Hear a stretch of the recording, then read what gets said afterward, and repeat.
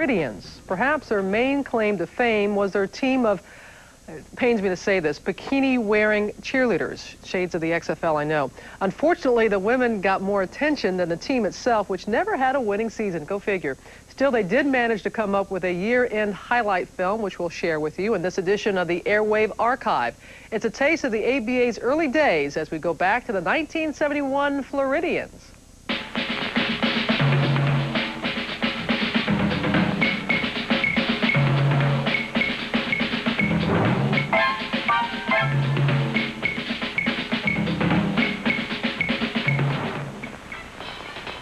Bob Bass answered Ned Doyle's call for help on January the 15th. Bass hadn't met the players yet, but the next night the Floridians stunned the eventual ABA champion Utah Stars. If we were going to make a run at the playoff, I knew we needed to put a string of victories together. The string started in Denver with only 8 games left. Then came Pittsburgh, the 4th-place team the Floridians had to catch. Forward Ron Franz was brilliant with 26 points in the victory, and the Floridians moved a full game closer. But Charlie Scott and the Eastern Division champion Virginia Squires posed the biggest hurdle as the Floridians closed out their 5-game schedule in Tampa. Hustling Mac Calvin sparked the club's best showing in the Bay Area. And the Floridians ran away from the Squires for victory number 5. Then the Nets. More than 8,500 fans jammed the convention hall, largest crowd in Miami basketball history. They came to see the Floridians battle former University of Miami star Rick Barry. But Mac and Ira Hardge overshadowed him. The Floridians won it and surged into 4th place ahead of Pittsburgh. The victory over New York was the 6th in a row. Now one more over Pittsburgh would clinch it. First, it was Lonnie Wright.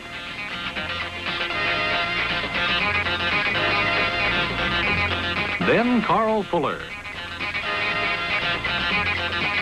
Then Sam Robinson.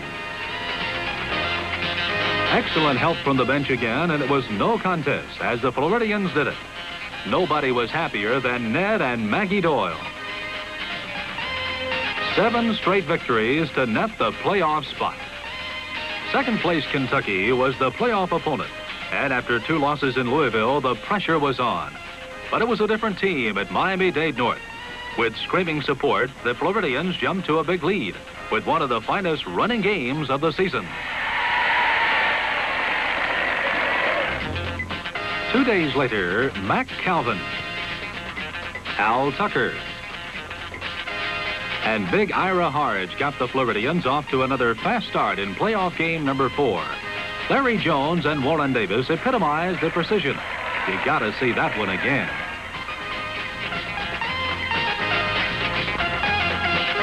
Sam Robinson offered accurate outside help. But the Colonels rallied behind Louis Dampier's 3-point shooting. Kentucky kept the margin to 3 points before Ira and mates stuffed it away to even up the series at 2 games each.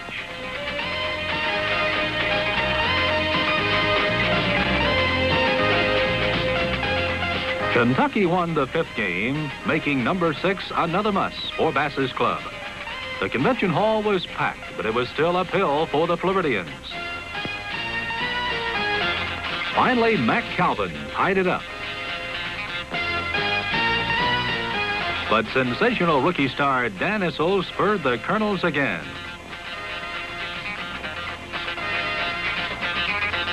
Down by 18, entering the 4th quarter, the Floridians opened one of the best comebacks of the season.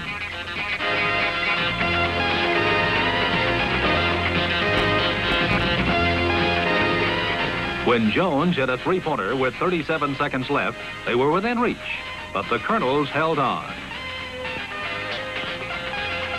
The gallant Floridian playoff effort against the Kentucky Colonels was led by Mac Calvin and Larry Jones. The Colonels were an outstanding team. They went all the way to the championship series before losing in 7 games to Utah. In the history of professional basketball, no backcourt combination ever scored as many points as Calvin and Jones. Both scored over 2,000 points, as Mac averaged 27.1 and Larry 24.7. Together, they brought Florida basketball fans excitement like they'd never seen. Basketball is called a non-contact sport, but don't believe it. Maybe the toughest is Utah's Zelmo Beatty. His strength led Utah to the league title. Beatty, a former NBA standout, became an ABA star in a hurry. Just as fast, the Utah Stars became the most successful first-year franchise in pro basketball history. Beatty is just one of the superstars from a super team. He'll be facing the Floridians this season. Kentucky boasts scoring leader Dan Issel.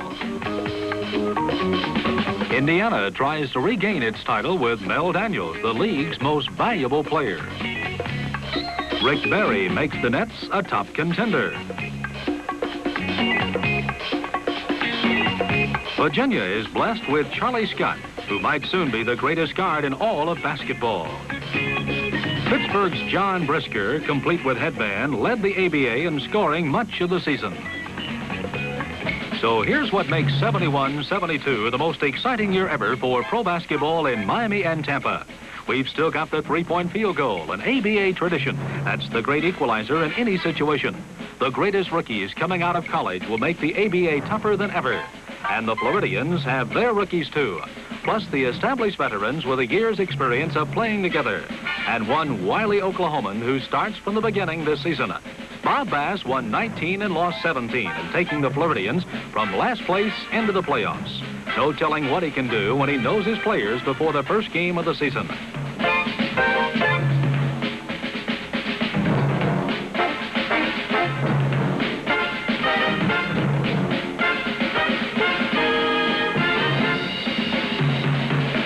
As it turned out, 1972 would be the Floridians' final season. Despite their promotional gimmicks, the team couldn't draw many fans and folded after the season. But it may have been the Houston Mavericks who hit the all-time low. During one of their games, the announced attendance was 89. Why did they announce that? And when there are more vendors than fans, you know you're in trouble. But other teams were big hits, including the Kentucky Colonels, who you'll see in just a moment. And speaking of hits, here's our ABA trivia question.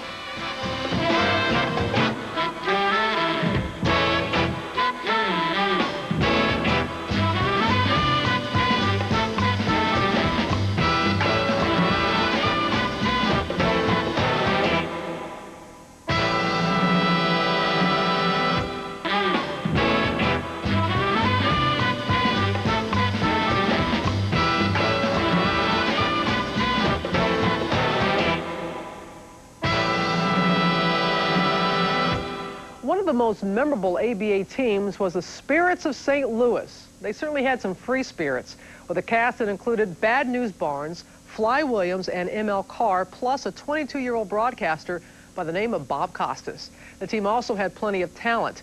And in this installment of the Airwave Archive, we'll look back at a 1976 game against the Kentucky Colonels. Here's Costas in his first job out of college with commentary from Arlene Weltman, wife of the team owner.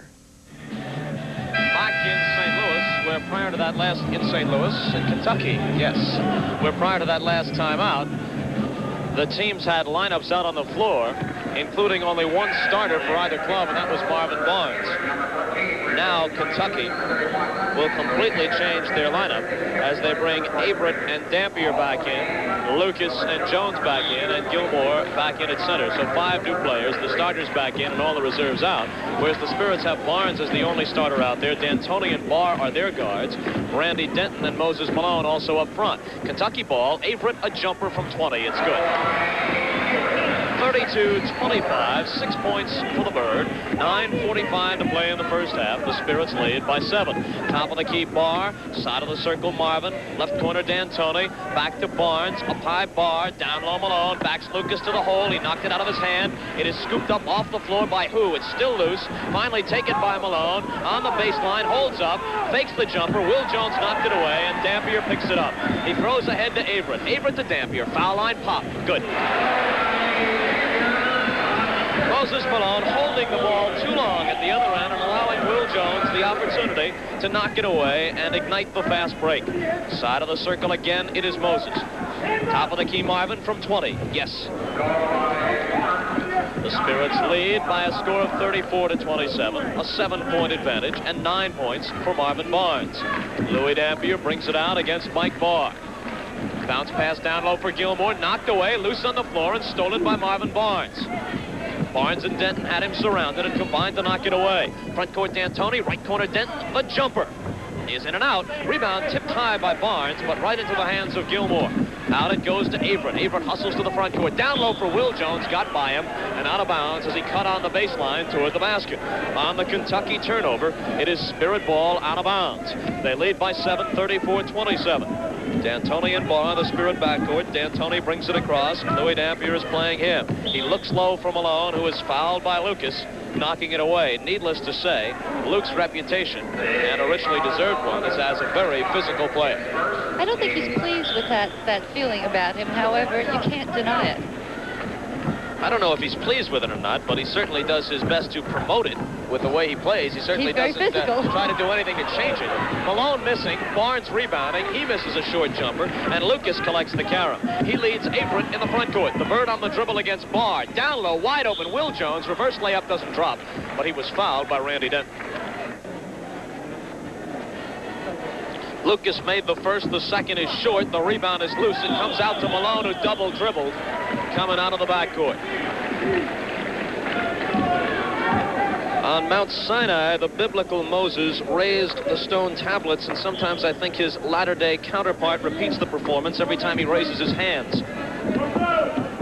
Top of the key, it is Louis Dampier, who is hand-checked by Mike Barr. He flips it off to Lucas. Lucas is guarded by Malone. He bounces to Gilmore. It is stolen by Denton. Good defensive play. He hands off to Barr. Barr to D'Antoni, right back to Mike, and he will bring it out of the backcourt. He indicates the set play as he is guarded by Averett. Top of the key, it goes to Denton.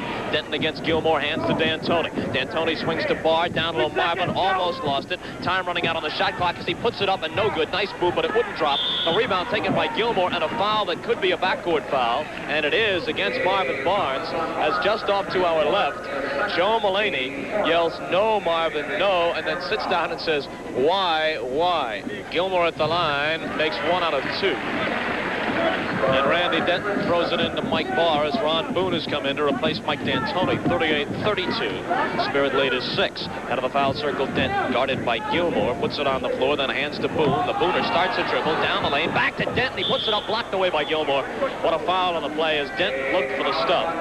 The fans complained that when Boone took the ball from Denton prior to dishing off the pass back to Randy, that he shuffled his feet and should have been called for traveling, and I kind of agree. I do too.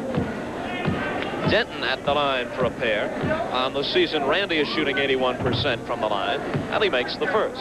39-32, a 7-point lead for the Spirits. And now 8 as Denton makes them both. 5:42 to play in the first half.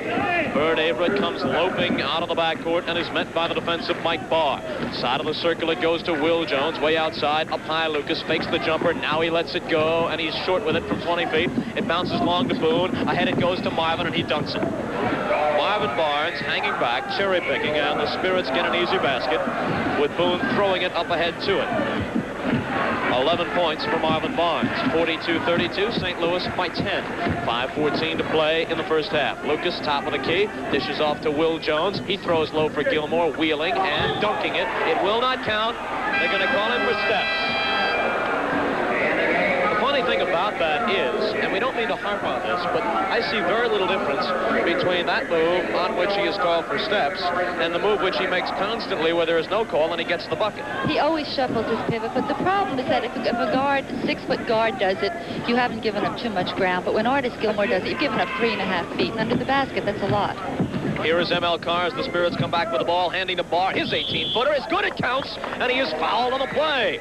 The basket and 1 for Mike Barr, who now has hit 2 field goals for 4 points and will have the free throw coming. The foul called on Jan Van Bredekop, who just checked into the Kentucky lineup. They go with Dampier and Averett at the guards, Ron Thomas and Jan Van Bredekop in place of Lucas and Will Jones at the forwards, and the center remains Artis Gilmore, and Barr makes the free throw, a 3-point play that gives the Spirits their biggest lead, 13 points, 45-32. Here is Van Bredekop missing right baseline. Rebound is taken by Barnes, but he is on the baseline. Marvin is upset with the call, but Joe Mullaney, who had a good view of it from the Spirit bench, assures him that he did have the edge of his shoe on the line. And Kentucky gets the ball back. Thomas bounces into Gilmore, guarded by Denton. Randy giving away at least 4 inches. Off to Averett. The Bird fires up the corner jump. That's an air ball. Hits Zippo. Comes down on the hands of Denton. He throws to Boone. Underneath Marvin. Lays it up. And it in. That's what speed, running, a little hustle will do for you. Marvin Barnes twice now getting back quickly, which is his game when he is playing the way he should, because he has that great speed. Now the Spirits have stretched their lead to 15 at 47-32 with 4:26 to play in the first half, and this is Spirits basketball. That game featured a young Moses Malone in his second year out of high school. But the Spirits' focal point, for better or worse, was Marvin Barnes. He was their top player. When he showed up, that is. For example, Barnes was once spotted in a pool hall when the team was supposed to be playing the Nets. And there are plenty of other stories about him as well. There was a time that Marvin missed a plane from New York after a game with the Nets to Virginia, and it was not uncommon at all for Marvin to miss a plane. He missed at least as many as he made. So at no little expense, he chartered his own plane. So about 2 minutes before the game started, here come Marvin busting in the locker room. He's got this long top coat on. And as all eyes turned toward him, he slowly peeled open the coat to reveal the uniform beneath, Clark Kent to Superman style. And he said, "Boys, game time is on time." And Marvin, without warm-up, went out and scored 41 points and got 19 rebounds. By the doctor. Julius with one man back. Look out. Julius took the game literally to another level. They're isolating now the doctor over Gerard. And Irving going on one of his patented tears right now. He could walk through air. I mean, he looked like he defied gravity. That was something that we had never seen before. And some of the doctor's most astounding moves came during his ABA days. In 1976, Julius won the slam dunk contest and his 3rd league scoring title. He also led the Nets into the finals against another high-flying star, David Thompson of the Nuggets. The series opened in Denver, and we pick it up in the closing minutes of Game 1 as we join Steve Albert and Bob Goldshaw. And right now we are going down to the nitty-gritty with the Nets by 1. Set play coming up, called by Coach Lockery during the timeout. If it goes according to plan, it will put Julius Irving in a low post, and he will get the ball. Racing from Yonkers immediately following tonight's game. 109-108 Nets, 2:50 on the clock. Here's Rich Jones plowing it. He turns, throws it up. The tip by the doctor. Basket by Julius Irving. 37. 111-108, Nets by 3, 2:38. Here's Issel. The tip by Webster. Oh, that's a tremendous tip. We're seeing some really great rebounding in this period. And shot blocking, too. Marvin Webster, a changed man. 111-110 Nets, 2:18 left. Steve, I see what they mean about his offense improving. Ooh. Incredibly. Here's Julius again. The doctor slinging the ball, almost went in. Got his own rebound and scored. Boy, is that something. He's coming close to his playoff high. He has 39. 2 minutes. Nets up by 3. 113-110. Less than 2 minutes in the game. Less than 2 minutes. Game 1 of the championship round. 8 on the shot clock. Jones. Through the foul. Bobby Jones, who had not gone to the foul line all first half long, going to the line again for about the 3rd time. Here in the second half. 16 points.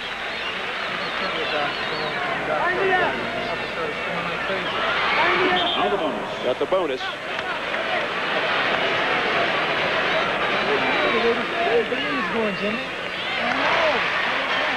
$17.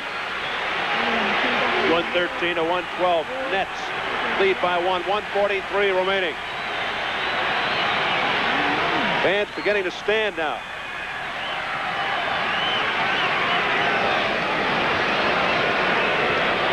Ten seconds on the shot clock.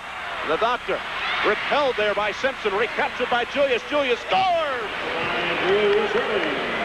41 for the doctor. 115-112. Nets by 3. 1:20 left. Dan Issel guarded closely by Rich Jones. Nets by 3. Webster blocked by Hughes. That's the 6th foul now. They call it on Hughes, number 6. Foul is on number 35, Kim Hughes, his 6th personal foul. And we'll see some activity from the bench now, Bob. Tim Bassett will be coming in for Kim Hughes. Tim Bassett now in for Kim Hughes. I will tell you this, Lockery telling the players with 1 minute and 13 left and the Nets ahead by 3. He wants everybody on the boards, guards included. 5 men should be jumping. Kim Hughes out with 7. Here's Marvin Webster. Crowd just hushed. Webster now, 11 points. 3 for 4 from the line. 12 points. It's one of his best games of the year. This is a big one. This particular thrust by the Nets. This sequence, and there it is. There's a foul, though. I think Thompson did it, I think. That's his 4th. 1:05 remaining, 115 to 114 Nets. Brian Taylor will inbound, watched by Thompson. He lofts it for the Doctor. The Doctor. Oh, what a shot. 43. This is his playoff high. 117, 114. Julius doing it all. 117 to 116. New York, 52 seconds left. Nets by 1 point. They had led by 10 in the first half. That means nothing with Denver. 40 seconds. Here's Brian Taylor. Here's Rich Jones. Rebound, Thompson. 32 seconds left. Oh, almost stolen by Williamson. It's knocked off. Let's see who it's off. It's off New York. Went off somebody's field. Yep, that was a good call, too. It was. And the Nets very cautiously bring it into the forecourt. 18 seconds. Nets lead by 1. Here's Taylor. He throws it out to Williamson. The Nets looking to kill the clock. And a foul. 11 seconds left. A foul on Denver. Foul is on number 24. It's on Jones. That's his 5th. 11 seconds. The Nets lead 117 to 116. This could break the jinx. Tim Bassett with a big bucket. He is 8. The Nets by 2 with 11 seconds left. Crucial free throw for Tim Bassett. Rebound Webster. It's a 2-point lead. Here's the scene. 10 seconds left in game 1. The Nets 118, the Nuggets 116. Terry inbounds to Thompson. Thompson tied up. Claude Terry guns it over to Issel. Issel shoots. Rebound Webster. Rebound Webster with 4 seconds. It's a tie ball game.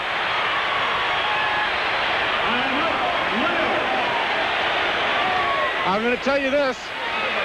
Claude Terry walked that time before he took the shot, but a tremendous play by Marvin Webster nevertheless. All right, Brian Taylor will inbound. He gets it over to the Doctor. Tie ball game. Here's a shot. Julius. He scores! He scores at the buzzer, and the Nets win 120 to 118. Julius Erving finishes up with 45 points. He bombed it in from the baseline at the buzzer, and a shocked, stunned crowd. And the Nets, oh, are they happy? An elated bunch of New York Nets go back to the dressing room, and this arena is simply stunned, Bob. Bobby Jones right in his face as you saw that time. And again, poetic justice. His 44th and 45th points are the game-winning points. The Nets went on to win the series and capture their 2nd title in 3 years. 1 month after the finals, the ABA folded, and the Nets became one of 4 teams to join the NBA. But they were minus their marquee player. The franchise, strapped for cash, sold Dr. J to the Sixers for $3 million. And the Nets have never been the same since. Coming up, we'll look at some of the zany characters who felt right at home in the ABA.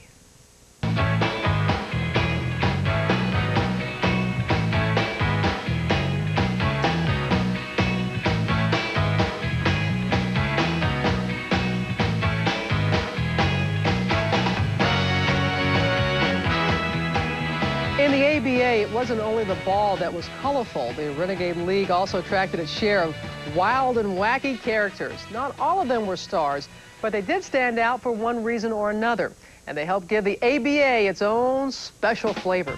There was, as we mentioned earlier, Marvin Bad News Barnes, a player who came to the game wearing a fur coat over his warm-ups. Now, he once refused to board a plane that was to leave at 8 a.m. Central Time and arrive at 8 a.m. Eastern, saying, "I'm not getting on any time machine." The ABA was a league of big hair, but no one had bigger hair than Indiana's Darnell Hillman, who sported a 5-inch fro. Now, even though he was listed at 6'9", look at that dude. His actual height all depended on the size of his fro that week. There was a Pacers' Bob Nedelicki, a flamboyant player who was called the Joe Namath of the ABA. He also could have been the Marlon Perkins of the ABA with his collection of animals. He owned a lion, an ocelot, and a boa constrictor. Also, the Pittsburgh Condors' John Brisker, who one year promised to lead the league in scoring and knock out anyone who dared get in his way. So the Utah Stars hired 5 professional boxers to stand guard whenever the Condors came to town. These days, as coach of the Sixers, Larry Brown is impeccably dressed in tailored suits. A far cry from when he coached in the ABA. Larry was known for wearing all kinds of outlandish outfits, including some wild sport jackets. And it didn't seem to matter whether anything matched or not. Wendell Ladner wore a lot less, at least on one occasion. He was popular with female fans because he looked like Burt Reynolds, so the Kentucky Colonels decided to come out with a beefcake poster featuring Ladner wearing just his basketball shorts, and the poster sold out in just a few days. Wendell Ladner, my homeboy, both from Mississippi. It's now been 25 years since a curtain closed on the ABA and its cast of characters. 4 of its teams were absorbed by the NBA. Who are the teams? Well, we mentioned them earlier in the show, but let's see if today's players know the answer. I named the 4 teams that existed in the ABA that came to the NBA. From the ABA, didn't want them used to be Kansas City. They're the Kings. They moved. No, see, I don't know too much about it. So. Oh, man, you going back on me. The Spurs. One were the Indiana Pacers.